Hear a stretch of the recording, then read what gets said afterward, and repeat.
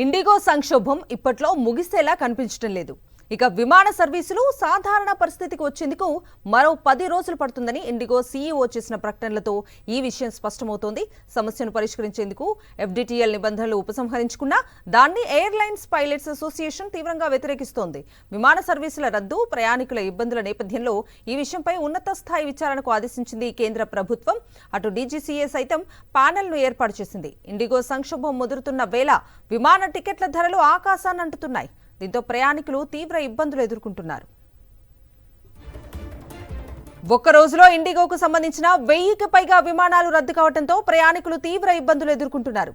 గమ్యస్థానాలకు చేరుకోలేక ఎయిర్పోర్టుల్లోనే పడిగాపులు పడుతున్నారు. కేంద్రం నిబంధనలు, ఇండిగో అలసత్వంతోనే ఈ పరిస్థితి తలెత్తిందని ప్రయాణికులు మండిపడుతున్నారు. 5 రోజులుగా సంక్షోభం కొనసాగుతున్నా చక్కదిద్దకపోవటం పట్ల ఫైర్ అవుతున్నారు. వేలాది మంది ప్రయాణికులు ఎయిర్పోర్టుల్లోనే పడిగాపులు పడుతూ నీళ్లు, తిండి కోసం తిప్పలు పడుతున్నారు. సమస్య 3 రోజుల్లో చక్కబడుతుందని కేంద్రం చెబుతోంది. అయితే మరో 10 రోజులు ఇదే పరిస్థితి ఉంటుందని ఇండిగో చేసిన ప్రకటనతో ప్రయాణికుల్లో అయోమయం నెలకొంది.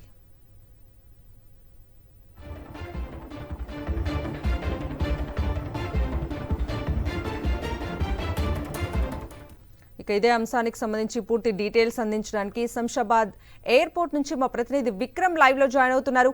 విక్రమ్, కవిత, శంషాబాద్ ఎయిర్పోర్ట్లో ఉన్నాం మనం ప్రస్తుతం. ఇండిగో విమానయాన సంక్షోభంతో పూర్తిగా ప్రయాణికులు అయితే ఇబ్బందులు పడాల్సిన పరిస్థితి ఉంది. 5వ రోజు కూడా సమస్య కొనసాగుతుంది. ప్రయాణికులు ఇబ్బందులు పడాల్సిన పరిస్థితి ఉంది. పడిగాపులు కాస్తున్న పరిస్థితి ఉంది. ఇప్పటికే ఎయిర్పోర్టుకు చేరుకున్న వారు తమ షెడ్యూల్ ప్రకారం వివిధ ప్రాంతాలకు వెళ్లాల్సిన వారంతా కూడా ఢిల్లీ, చెన్నై, బెంగళూరు వెళ్లాల్సిన వారంతా కూడా కొంత ఇబ్బందులు పడుతున్న పరిస్థితి ఉంది.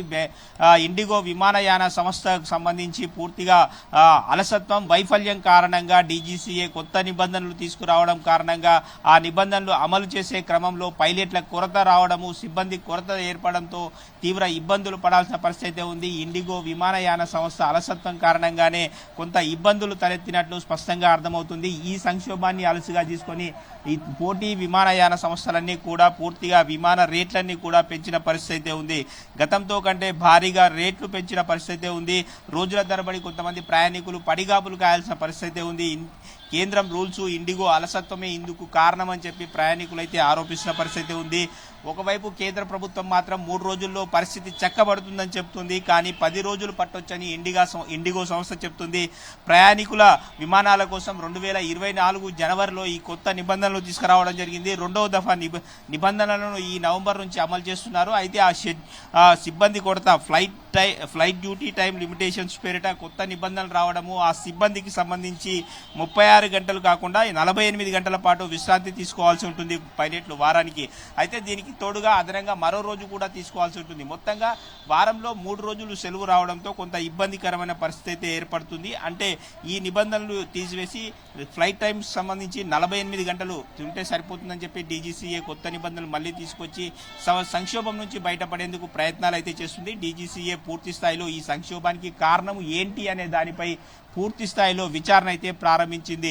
ఫ్లైట్ టైమింగ్స్ ఏంటి, ఏం కథ, ఎందుకు రద్దు చేయాల్సి వచ్చింది అన్న వివరాలన్నింటినీ కూడా డీజీసీఏ ఇండిగోను అడిగి తీసుకుంటున్న పరిస్థితి ఉంది. ఈ సంక్షోభం నుంచి బయటపడేందుకు దాదాపుగా 2-3 రోజుల్లో పరిష్కారం అవుతుందని కేంద్రం చెప్తుంది. మరి ఇండిగో మాత్రం 10 రోజులు పట్టొచ్చు, వారం రోజులు పట్టొచ్చు అని చెప్తున్న పరిస్థితి ఉంది. కవిత.